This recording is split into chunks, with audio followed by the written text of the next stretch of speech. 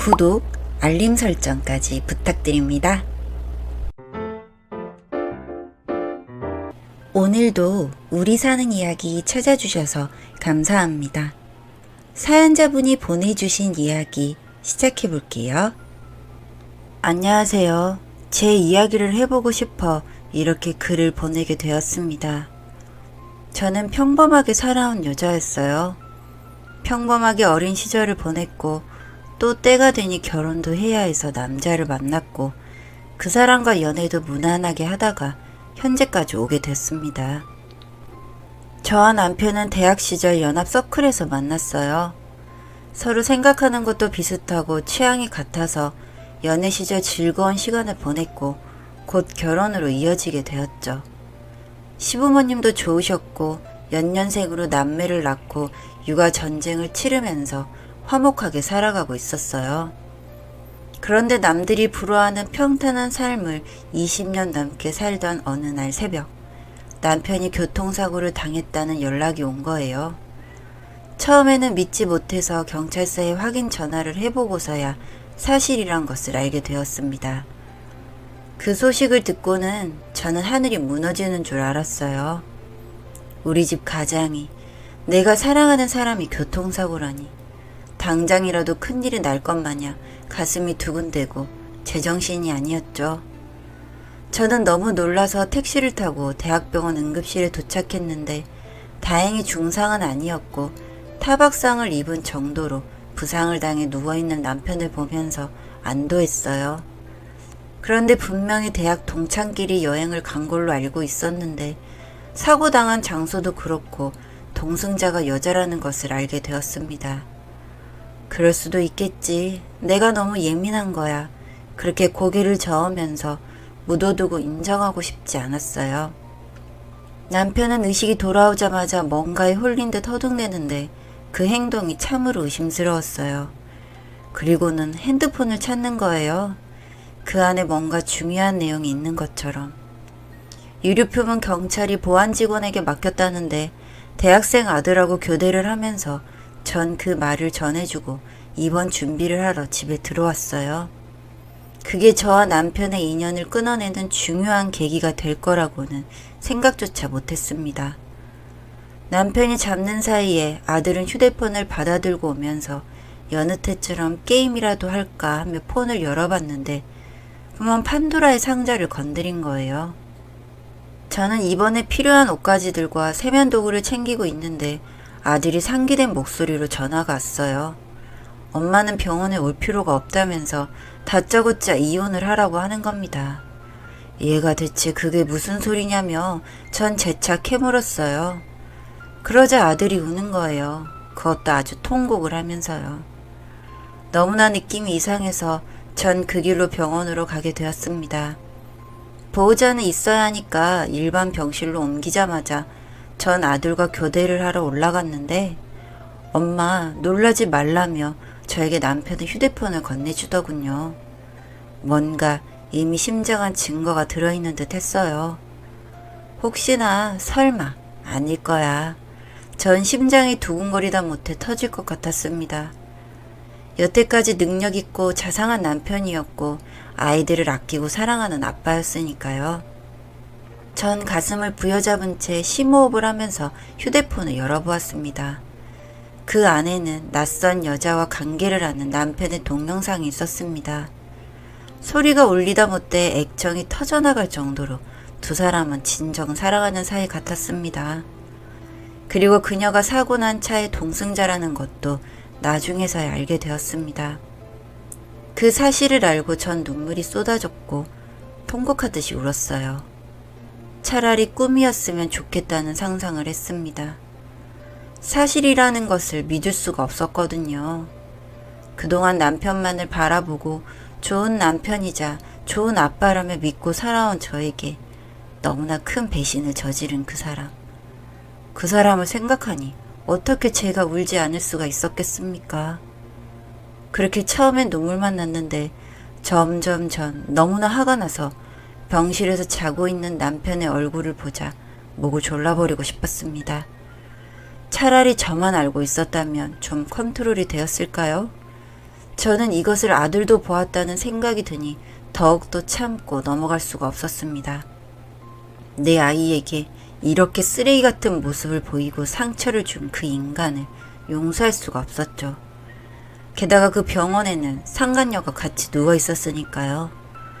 이 사실이 저를 더 미치게 만들었습니다. 점점 더 절 미치게 했던 건 그와 평생 꾸려왔던 화목한 가정이 깨지게 된 것과 이미 아이들이 알게 되었다는 것. 그건 제 인생이 박살난 것을 의미했습니다. 더 이상 버틸 수가 없었죠. 남편과 저는 태어나는 날 이혼을 하기로 했고 모든 부동산과 현금, 집까지 제 명의로 하고 몸만 나가는 걸로 합의를 했습니다. 그래도 완전 쓰레기는 아니었는지 그렇게 이혼해주겠다고 하더군요. 외도 사실을 말하며 이혼을 하자고 했을 때 남편은 다리에 골절상을 입어 무릎을 꿇지 못했지만 정말로 죄를 뉘우치는 듯 눈물을 흘리면서 빌었습니다.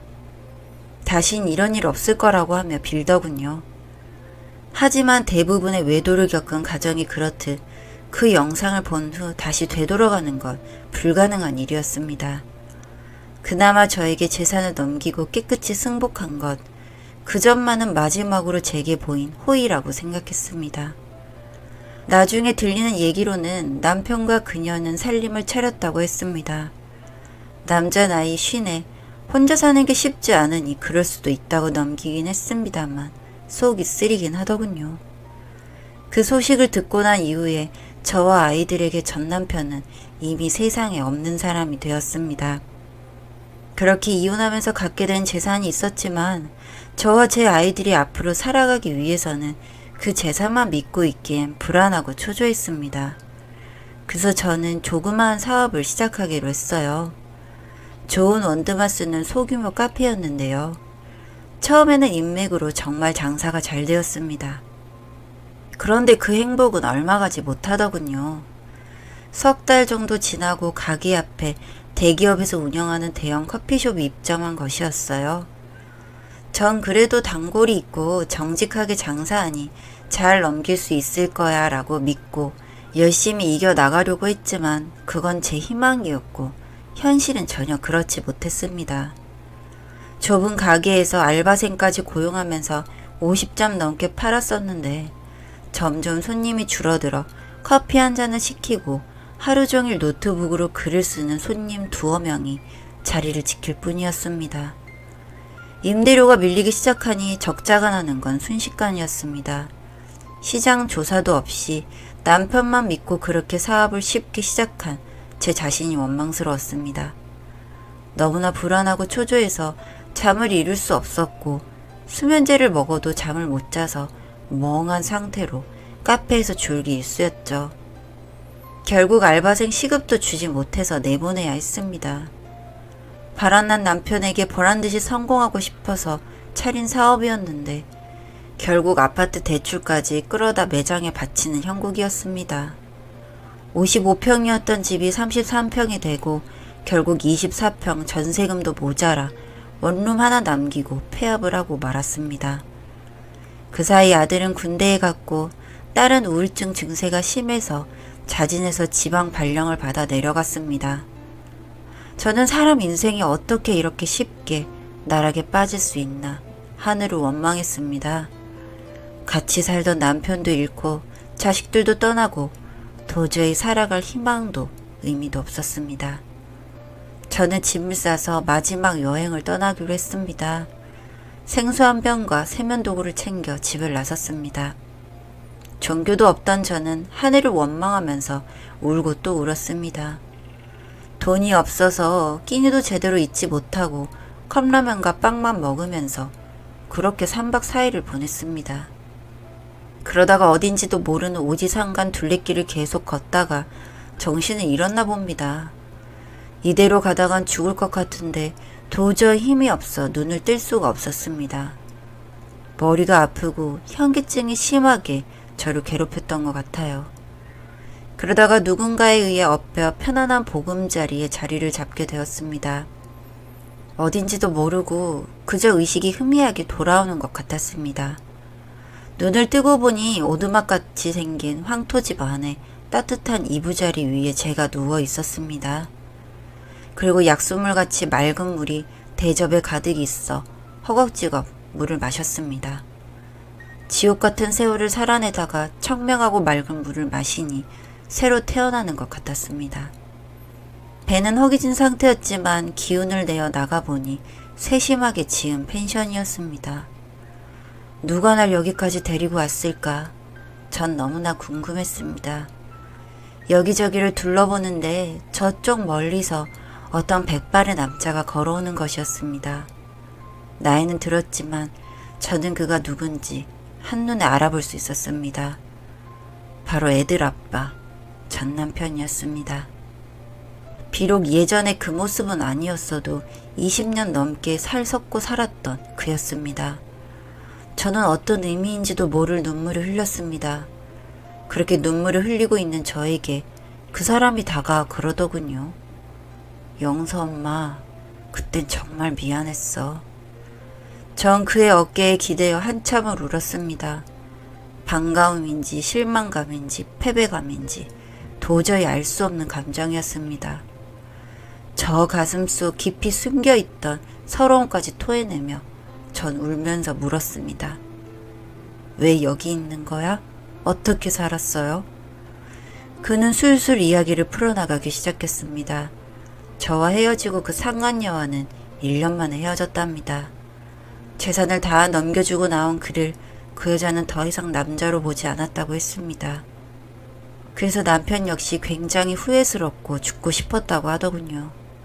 술로 세월을 보내며 지난 날을 후회하다가 간경화증이 생겨 요양차 시골에 내려갈 결심을 했다고 했어요. 그 후 지금 이곳에 농가주택과 조그만 땅 사서 일구었는데 개발이 되면서 혼자 힘으로 펜션을 사서 사업을 확장했다는 것이었습니다. 애들은 잘 있어? 당신 소식은 들었어. 그런데 날 받아주지 않을 것 같아서 차마 찾아가질 못했어. 그는 그동안 모은 돈으로 당신 빚부터 갚아주겠다며 통장을 내밀었습니다. 정말 한 푼 두 푼 모은 돈이었습니다. 그 사람의 진심 어린 말과 저와 아이들을 생각하며 모았던 돈을 보고 있자니 마음이 아팠습니다. 저도 그간 힘들게 살아와 더욱 그랬겠죠. 그런 저에게 남편이 말하더군요. 당신한테 죄 지은 걸 갚는다는 생각으로 정말 열심히 살았어. 이제 우리 같이 살자. 더 늦기 전에. 그 말을 듣고 전 그의 품에 안겨 눈물을 쏟아냈습니다. 무엇 때문에 눈물이 났는지 정확히 알 수는 없었지만 어느 한 구석에 가득 차있던 뜨거운 것들이 다 흘러나오는 느낌이었습니다. 물론 원수 같은 남편이었지만 저 역시 인생을 쉽게 보고 감정에 이끄는 대로 살았던 지난날이 후회스럽습니다. 그는 무슨 일이 있어도 가정에 충실하겠다며 노년의 행복을 약속해 오더군요. 저는 남편의 말을 받아들여야 할지 고민스럽긴 했습니다만 저도 그간 살아온 걸 생각해보니 한 번의 실수는 누구에게나 찾아올 수 있는 것이란 생각이 들었습니다. 그래서 저희는 재결합을 하여 그 시골에서 조용히 살고 있습니다. 제가 남편과 합치게 되었다고 하자 아이들은 아직 아빠를 용서하지 못했는지 저까지 보지 않고 살겠다고 하더군요. 이미 집을 나왔을 때부터 자식들도 더 이상 제 품 안의 자식이 아니란 생각이 들어서인지 그 아이들의 의견도 존중해 주기로 했습니다. 혹시라도 나중에 언젠가는 저희 둘을 찾아올 것이라 믿습니다. 제 나름 살아오면서 참 힘들었는데 이렇게 이야기로 풀어내어 보니 조금 위로가 되는 듯 합니다. 긴 글 읽어주셔서 감사합니다. 사연은 여기까지였고요. 우리 사는 이야기 시청해주셔서 감사합니다.